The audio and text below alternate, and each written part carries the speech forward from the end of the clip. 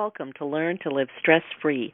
This is Christine Wright with Dr. Robert Wright Jr., your go-to wellness coaches of www.stressfreenow.info. Today, we're fortunate to have Hillary Rettig with us again to discuss her perspectives on the underlying causes and solutions for writer's block. Hillary Rettig was born in the Bronx, New York, and now lives in Kalamazoo, Michigan, describes herself as a classic late bloomer who didn't start coming into her own professionally or personally until she was well into her 40s, and so she understands firsthand the despair that comes from feeling like you're not living up to your potential. Hillary has been able to design solutions to both procrastination and perfectionism that are uniquely targeted and effective. All her work is devoted to helping people locate and remediate the disempowering forces in their work and life so they can reclaim their joyful productivity. Her articles have appeared in Psychology Today, Huffington Post, Future Buzz, Time Management Ninja, Tomorrow's Professor, Authors Helping Authors, and numerous other publications. And she's been interviewed in Entrepreneur.com. During a prior career as a technology journalist and consultant, her articles appeared in Wired, Working Woman Incorporated, Technology, and elsewhere. She was also interviewed by the Wall Street Journal, the New York Times, the San Francisco Chronicle, and other publications. Hillary has also appeared as a guest on CBS TV News, WBAI, WBUR, and other broadcasts. She is the author of The 7 Secrets of the Prolific, the definitive guide to overcoming procrastination, perfectionism, and writer's block. Her first book was A Lifelong Activist, a self-help guide for progressive and radical activists, and it was from her activism that she gained insights on personal power that inform her current work. It was in the course of her work as business coach and microlender at 2 nonprofit agencies in Boston that she became acutely aware of the forces that hold so many talented, energetic, ambitious, and visionary people back. And it was this awareness that catalyzed her current mission to write and to help. Welcome, Hillary. We're so glad you could join us again today. Thank you, Bob and Christine. I'm really happy to be here. Welcome, Hillary. Hillary, in your website article on curing the habit of procrastination, you mentioned that it's critical to surround yourself with people who are for you and to flee the naysayers. Very good advice, I must say. Can you discuss why that's an important key to overcoming and solving this aspect of writer's block?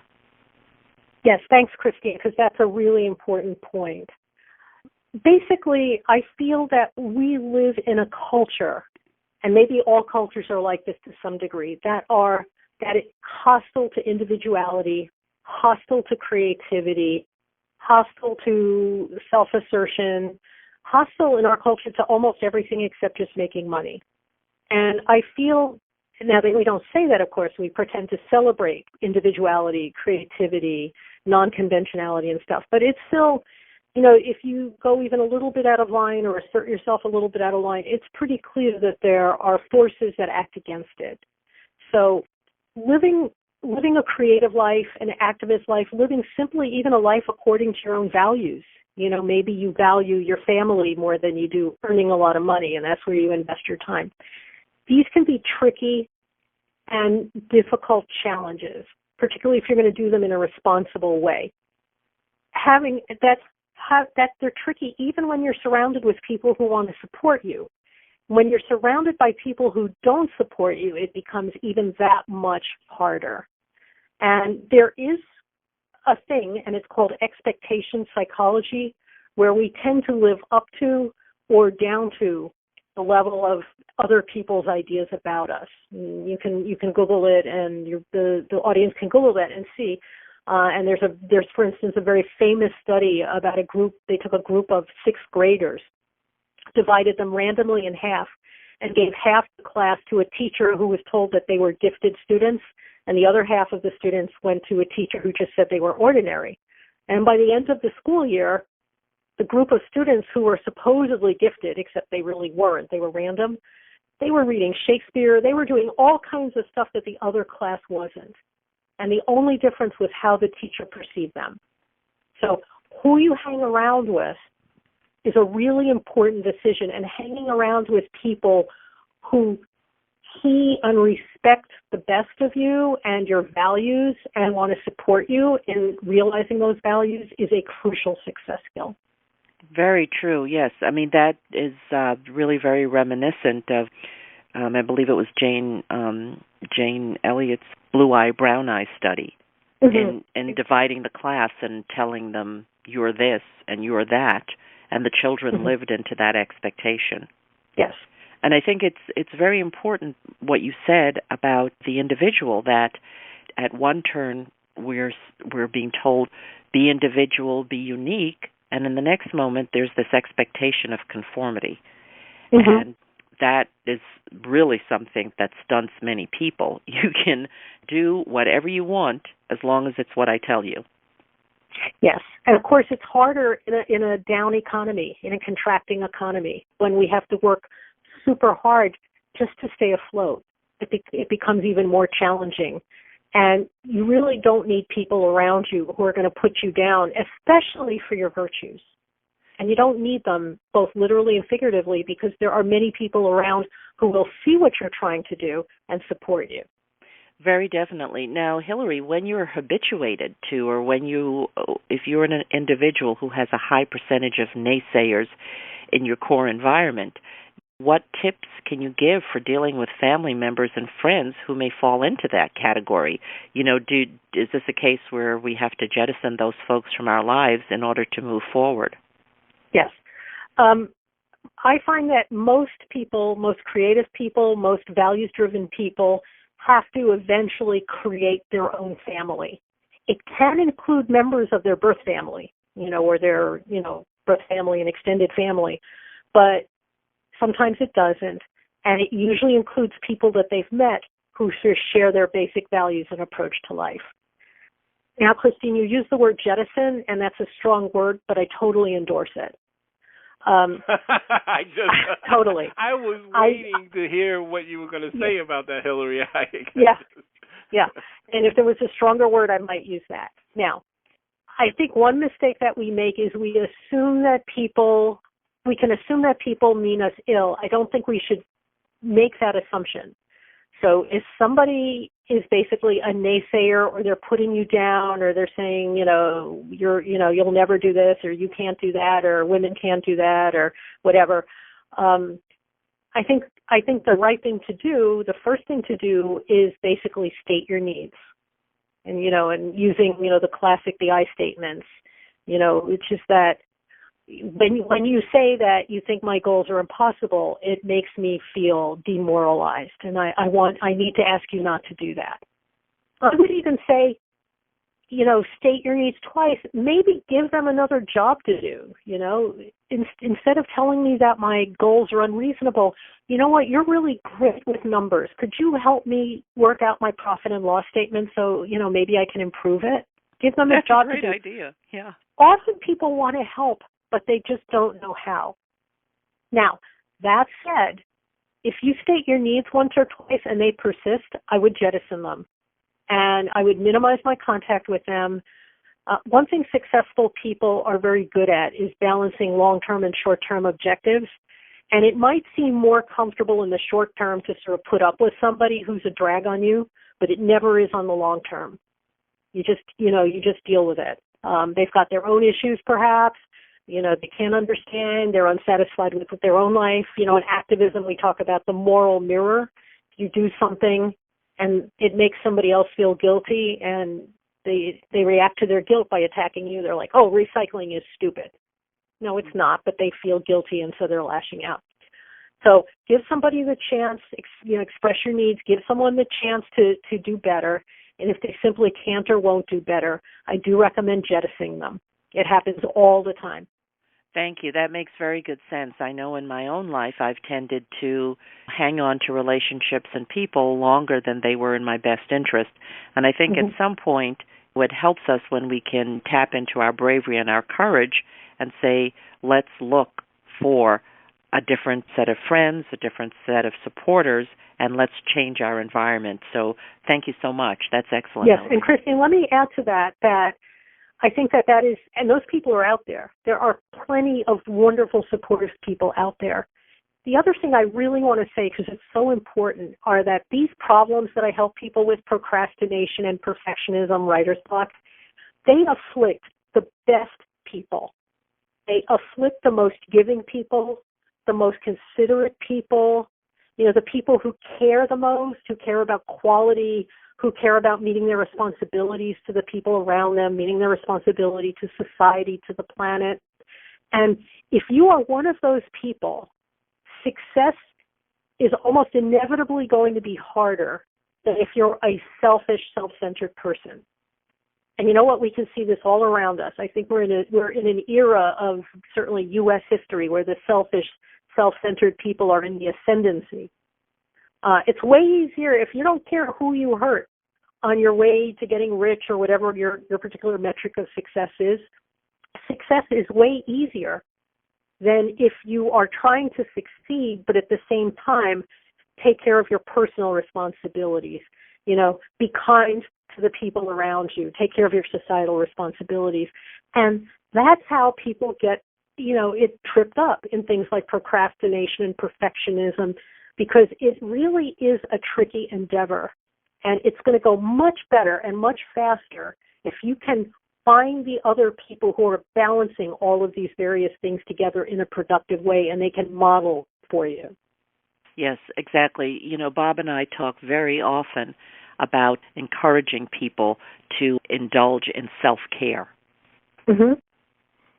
Super important. While I was listening, I just have to tell you the answers that you just gave to that issue about dealing with naysayers. It's very deep, because what it makes me realize is that what we're not really even talking about writing here. This is where you're talking about the issue of the fears and anxieties associated with procrastination and perfectionism, that what underlies that, it extends and it radiates. I'm thinking of when you throw a big boulder into a lake and it's just the ripples just go far and wide. And then in many cases it's having multiple rocks being thrown into the lake, and so these ripples are hitting each other and running into each other. Two things came into my mind while you were talking. The first thing was that when you talked about the need for balancing, and how what you were saying, when a person is trying to be successful but also be kind and not be narcissistic, that I think what you're talking about is an ethical approach to success. So that what you were saying really resonated with me, and I think it resonates with people in our audience that feel that it's important to be kind and be thoughtful and be nice. And as you say, not everyone operates that way. It's important to be clear about that. And then the second thing that your comment made me think about was, when you're dealing with a naysayer, I was thinking about a reverse situation that I encountered years ago when I was living in New Jersey. I walked into this guy's business that I had been doing, business with, I'm not going to name the business, but I was shocked by something that he had said to me, which was very unflattering. I'll just leave it like that. And I was so shocked that I said, wow, I've been patronizing your business, and that's a very unkind thing to say. And then after that, I collected my things and I didn't do business with him. To me, it was like a kind of incredulous thing where I'm saying, what did I do to deserve that kind of, mistreatment? And so what was very strange about the whole thing, and in fact, this is the first time, I should say that's the only time this kind of thing has happened where it's been this kind of outcome. A couple of months later, I was eating breakfast in a diner, and this gentleman came in, and he walked over to my table, and he said, I want to apologize to you. So as you can imagine, I was kind of stunned. Yeah. But I didn't stop eating, and so he said, and I said, continue. And he said, well, he said, the last time that I saw you, he said, you were a very good customer of mine, and I just, what I want to explain why I said what I said. And what he said really shocked me. He said, well, the reason I said what you said what I said to you, which was very negative and mean, was that it's because I feel jealous and envious of you. So at that point, I stopped eating, and he had my full attention. I said, I said, what do you mean? He says, well, whenever you come into my business, you just say whatever you want, and you can express yourself very easily. And so I was waiting for and he said, well, that's it. He says, I have a hard time expressing myself. I have a hard time getting the words out, etc. So then I retorted to him, Hillary, well, but you're a successful business guy. You own several businesses. You've done this and done that. He says, yeah, but I'm not articulate. I feel when you talk, it makes me feel insecure.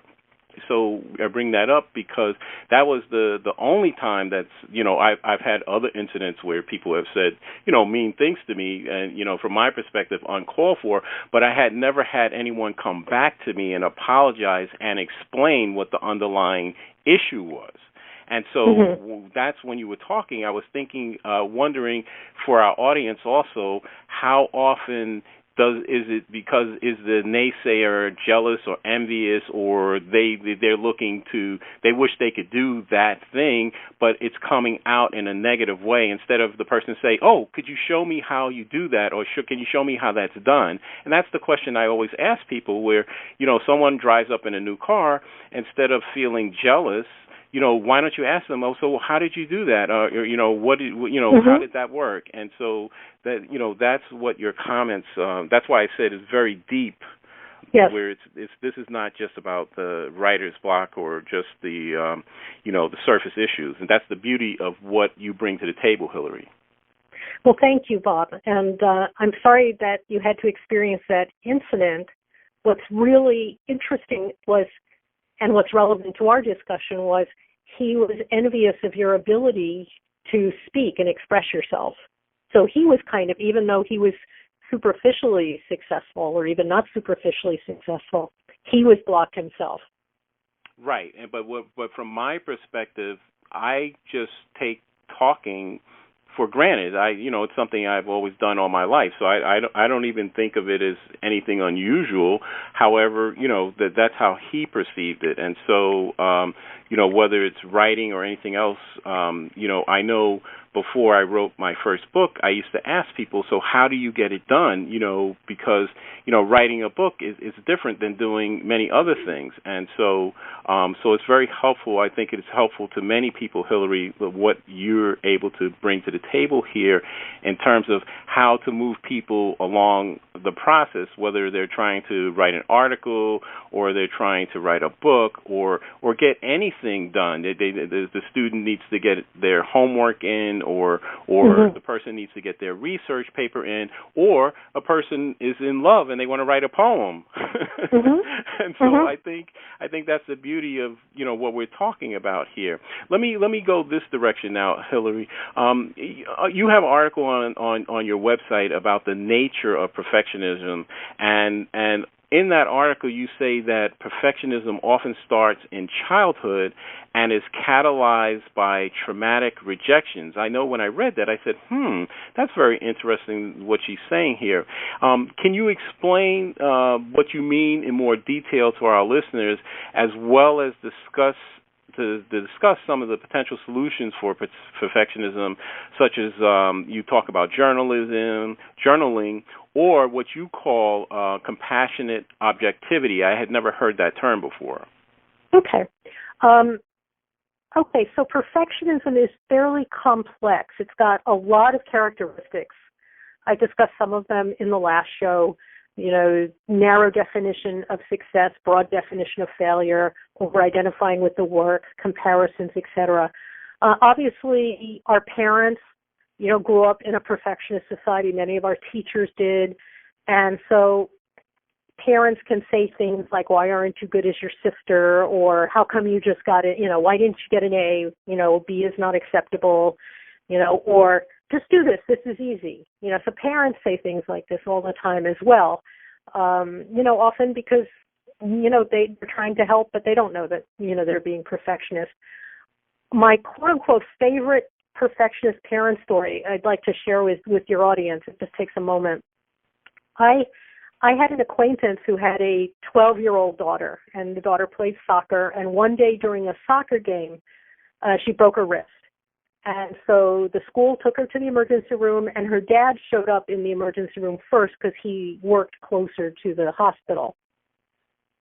So apparently, in an effort to comfort her or whatever he was thinking, she was crying because she'd broken a wrist, which is a very painful injury. And in an effort to comfort her, he apparently said, quote, "Don't be such a wimp," unquote. Okay, so this is to his daughter who's in the emergency room, 12 years old with a broken wrist. Don't be such a wimp. Next thing that happens is my acquaintance, this woman, comes in, and the very first thing her daughter says to her is, she doesn't say, "Mom, my wrist really hurts." She says in a tone of utter outrage, "He called me a wimp." Oh, my. So think about what this means. The pain of being unfairly labeled in a disparaging way, in a totally unfair way, totally trumped the actual physical pain. So that is a really good, vivid illustration of how perfectionism works and just how deep it cuts. Now, you had also asked about solutions, so let me just go over them. Now, and I list these in pretty big detail with a lot of instructions on my website, so people can find those there. But one solution is that in every episode of procrastination, there are three persona at work. So first of all, you have the fragile creator, and that's the person trying to do the work. And they're fragile not because they're weak, but because the task is difficult and the culture, as we discussed, is hostile. Next, we have the terrorized and terrorizing perfectionist, who is basically setting this impossible standard. Do your work, do it fantastically, make $1 zillion, all of that, drive a fast car. It's setting an impossible standard without a lot of insight as to how to even do that. And then the perfectionist also just gets terrorized and terrified at the thought that the person might fail. And so they start basically wailing on the creator, saying, "What's wrong with you? Get moving. This is important. You're going to fail. You spent all this money. You're going to be a loser, blah, blah, blah, blah, blah." That's the voice of perfectionism, that voice. The third persona who is evoked is actually the procrastinator. And the interesting thing about the procrastinator is that everybody tends to think that the procrastinator is the enemy, but the procrastinator is not. The procrastinator is actually an attempt to solve the problem. Okay, so you've got the fragile creator, you've got the perfectionist just setting unreasonable goals and wailing on the creator to try to get them to comply and achieve the impossible goals.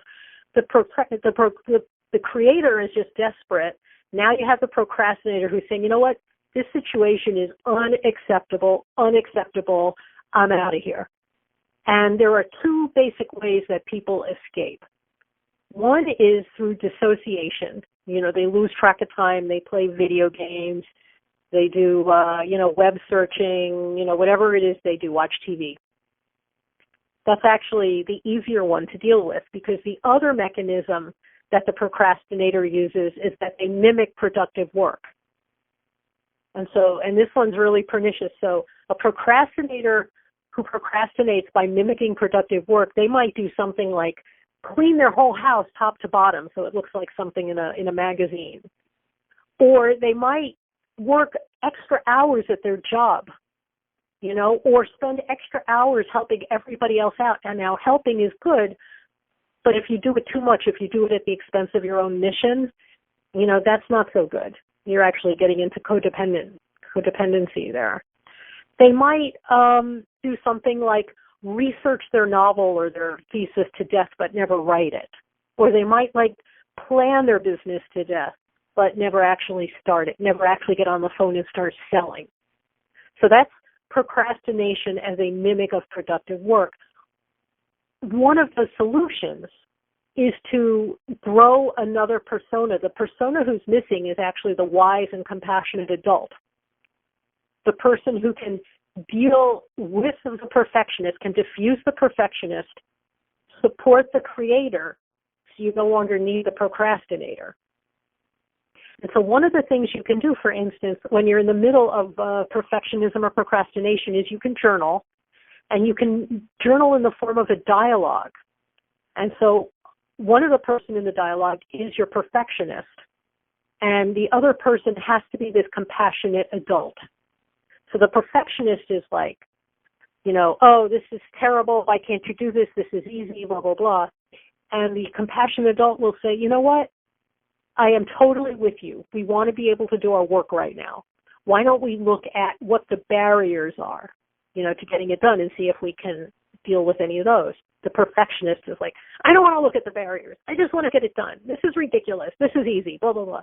And the wise and compassionate adult will be very patient and say, well, would it hurt us to just write for 5 minutes on what the barriers are and see if we can maybe address one or two, just for 5 minutes? Perfectionist is like, I guess so. You can actually talk down the perfectionist. And as you do this, as you talk down the perfectionist, eventually you can sort of soothe the perfectionist whose goals are often valid but whose methods are terrible. You do want to get your work done. You do want to work to a high standard, but you can't coerce yourself into doing that. So as you talk down the perfectionist, you can help the perfectionist relax. The procrastinator will go away because you don't need that person anymore, and you're able to get your work done. One more technique I want to discuss just very briefly is, you use timers. I'm a huge fan of using timers. Perfectionists basically sit down to do their work and they say, I'm going to work on this 10 hours, and anything less than that is a huge failure. But no, you can't sit down and work on something for 10 hours that you've been avoiding or that you're terrified of, and you haven't even been able to work on it for 15 minutes. So use a timer, set it for 2 minutes, 5 minutes, 30 seconds, whatever you're comfortable with, and during that time, do your work. And we don't even care about the outcome. Perfectionists tend to overvalue product, but you really should focus on process. The product and the quality will kind of emerge as an organic part of the process. But you set your timer for 2 minutes, let's say, you do the work, and your goal is to just stay very zen and non-judgmental and in the moment while you're doing your work, non-perfectionist while you're doing the work. After you can do that for 2 minutes, then you can set the timer for 4 minutes.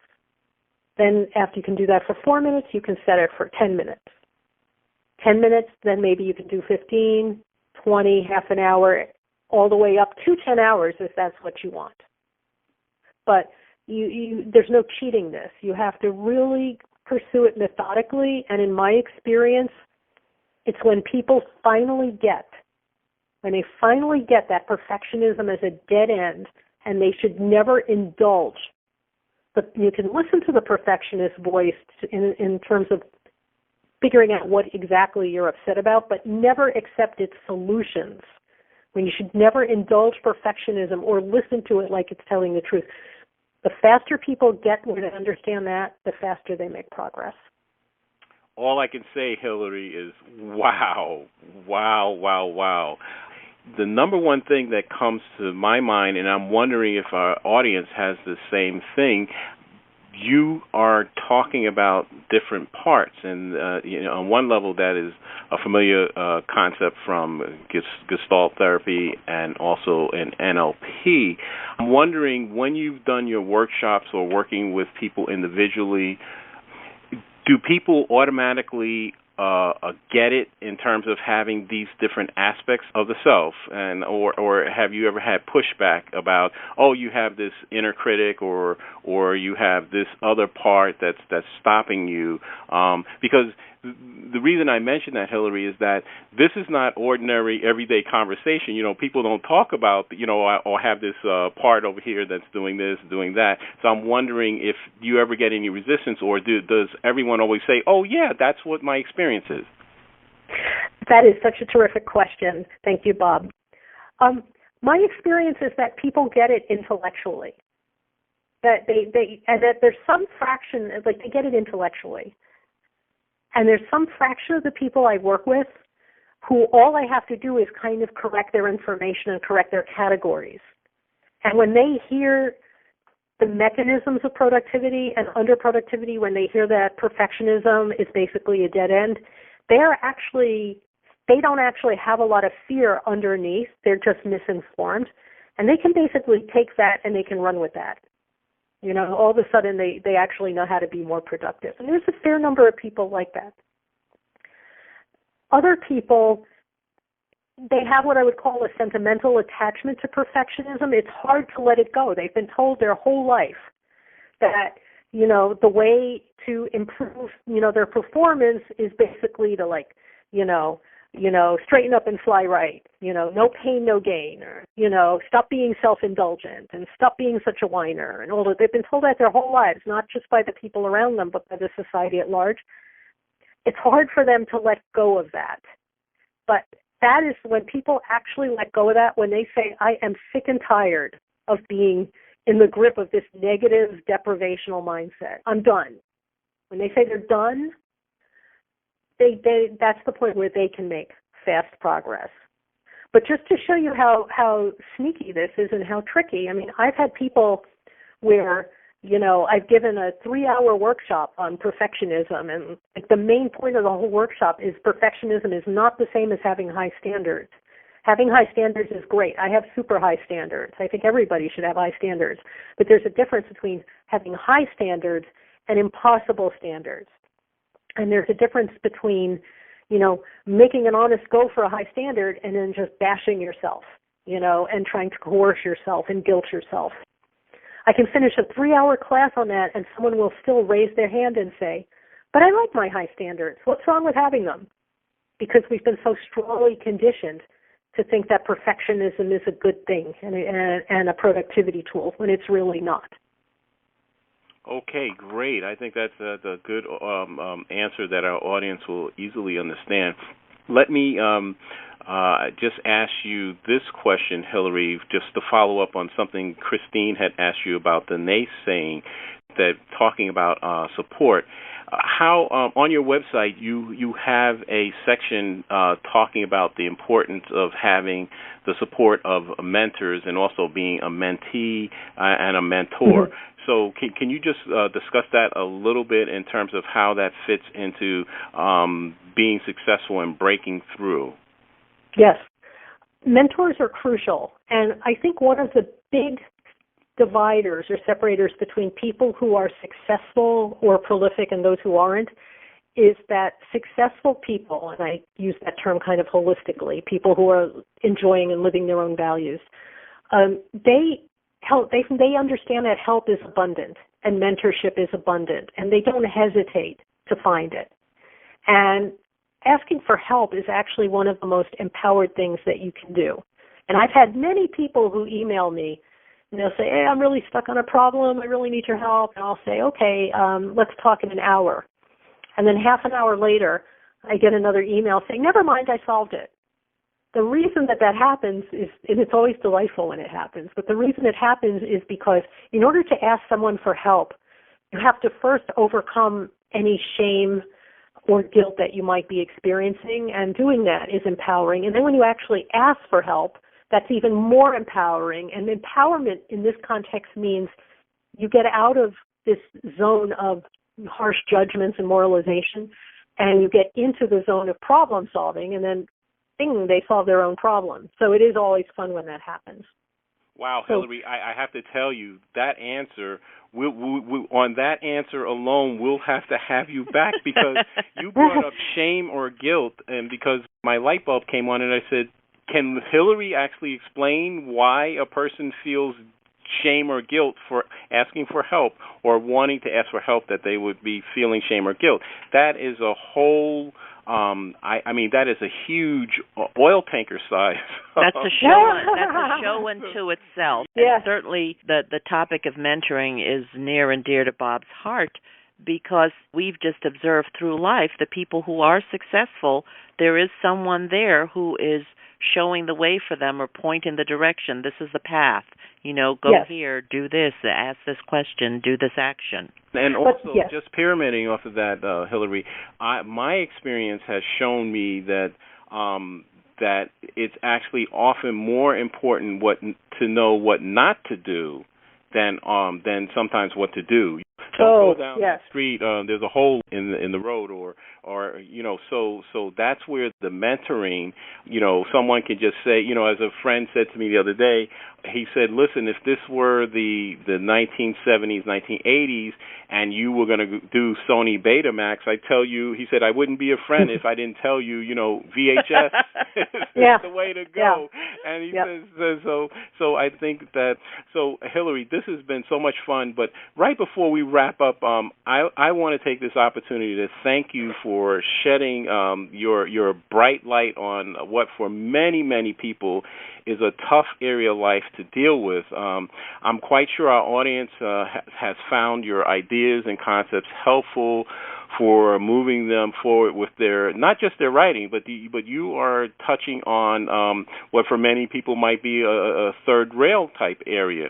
So I'm going to ask this question, because I got so excited reading your material, and this area I think is a key thing here. You bring up this issue of ambivalence and not being clear. I want you to just talk and explain to our audience how being ambivalent can deter a person from writing, and why having clarity is so critical for writing success. Okay. Again, thank you for asking that. That is a really important topic, so I'm happy to have the opportunity to address it. The thing about ambivalence is that it's actually often like an iceberg. It is mostly under the surface, and we're not fully aware of it.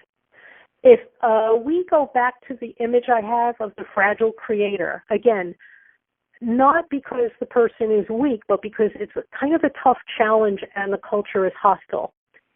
If you are even a little ambivalent about what you're trying to do, that will act like an anchor and drag down your progress.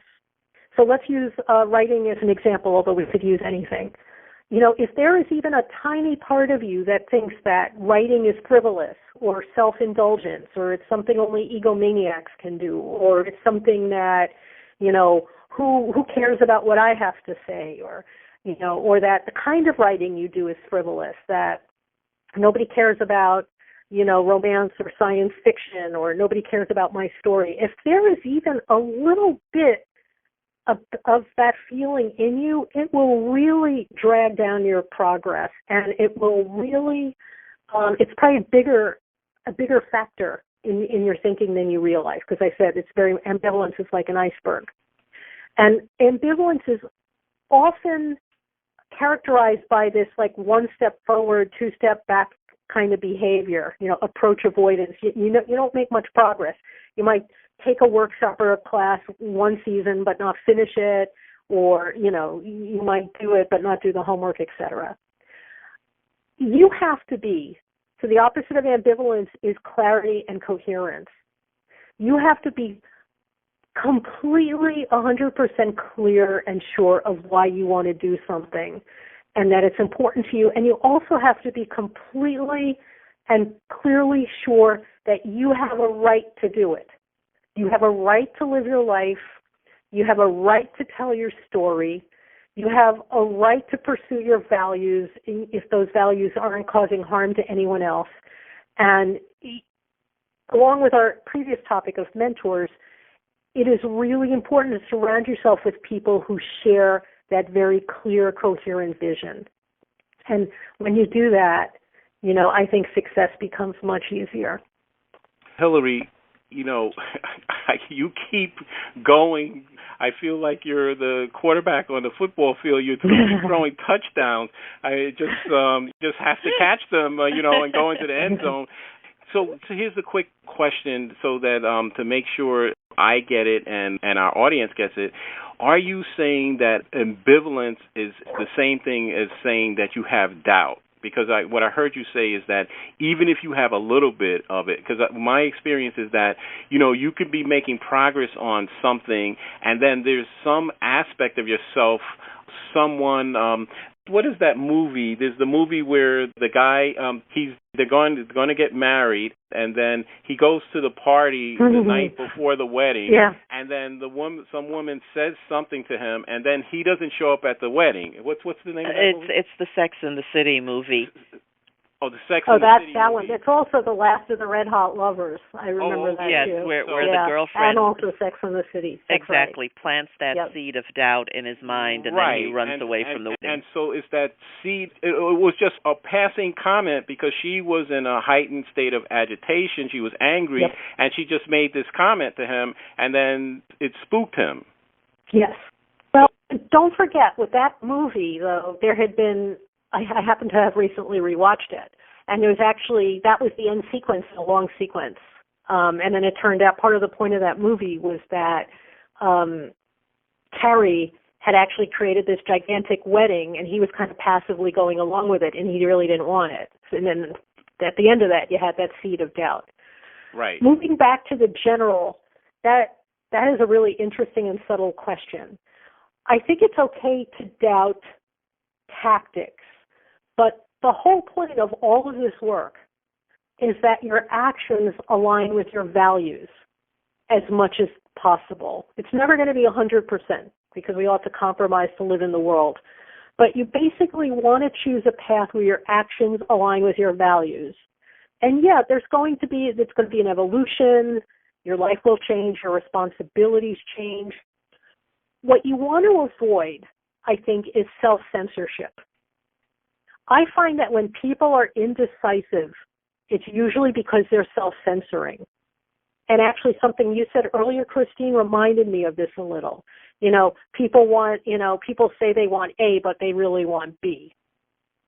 And in my experience, when into a situation like that, A is often very kind of weird and over-intellectualized and like kind of strange, and then B is actually rather simple. Are you sure you want to have this kind of weirdly thought out catering business, blah, blah, blah, blah, and isn't there something you'd rather do? And then B, it's like, well, I'd really rather have a restaurant. B is very simple and direct. But they often feel people self-censor when they think they either can't or shouldn't go after B. And so I find the real challenge is not self-censoring. And then when you don't self-censor, then you're in view of your authentic path, and it will grow and evolve, and you will make mistakes.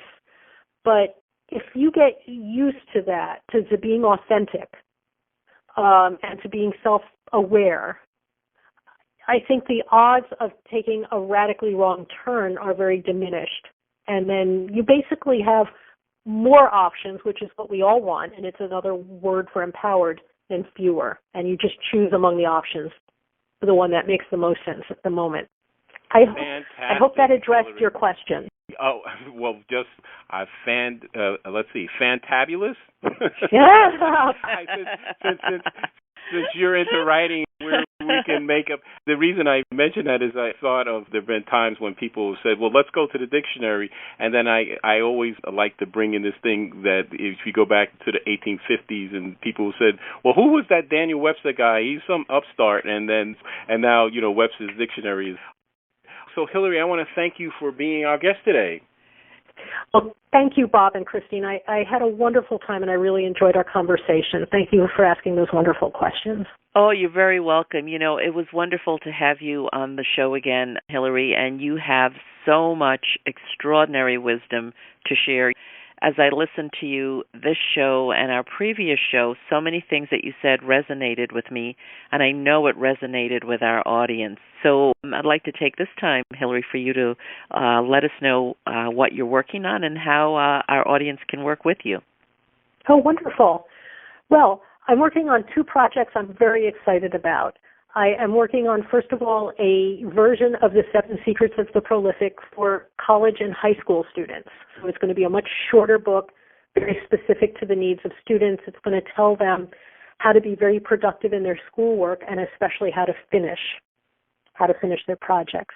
The other project I'm working on is a book on weight loss and fitness, and I do believe it's going to be unique in looking at procrastination, perfectionism, and unmanaged time as the primary barriers to weight loss and fitness. And that's a big project. I'm really excited to be working on that. I do teach. I teach in person, and I teach online. Anybody who wants to work with me, please visit my website, hillaryrettig.com, and you'll see the calendar. I'm not doing a lot of teaching this year because I'm working on the books, but I also do a lot of individual coaching. I coach over the phone or on Skype. I coach people all over the world.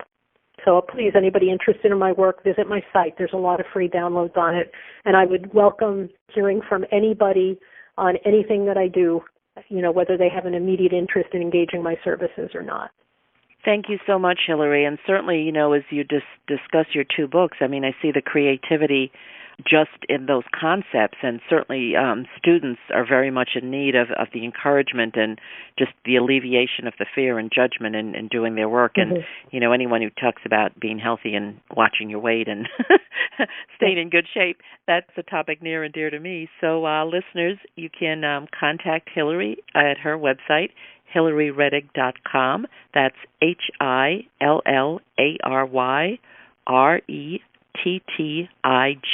HillaryRettig.com. Thank you so much, Hillary, for being on our show again. We truly appreciate it. You're very welcome. Best to both of you. Hillary, what final thoughts or key ideas would you like our audience to take away from today's broadcast about writer's block? I think one of the things the thing I'd like to highlight from today's show is that you really need to work and succeed in community. There's a lot of mythology around about the genius in the attic, the genius in the basement, the person who rides into town all, by himself or herself, solves the problem, then rides out again. But really, almost all the time, success happens in community. So the people you choose to associate with and the ones you choose not to associate with, those are really important decisions. And frankly, those are the decisions that even if you make some mistakes, which we all do, of course, who you choose to hang out with, can rescue you in really important ways. There is no substitute for being around a very positive, effective, compassionate, supportive community. It will lift you and it will help you succeed more than you can even imagine, and your success will be more fulfilling than you can even imagine. Well, Hillary, I have to say, you just keep blowing that candle out, and I just keep seeing the whiff of smoke. And it's been such a joy to have you, and I know our audience has enjoyed listening to you.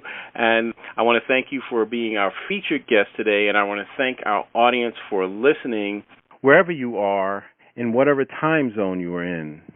We welcome and look forward to your comments about our show. Please contact us through our website with your feedback and suggestions. Remember, listeners, if you'd like to experience the same benefits our coaching clients get with us and learn how to get control of your schedule or easy ways to dissolve your chronic pain, stress, or anxiety, feel free to call us at 954-900-2179. Mention that you heard our Stress Free Now podcast show, and your first session is absolutely free. Call today to schedule your appointment. For Christine Wright, this is Dr. Robert Wright, Jr. of www.stressfreenow.info. Until next time, be safe and be well.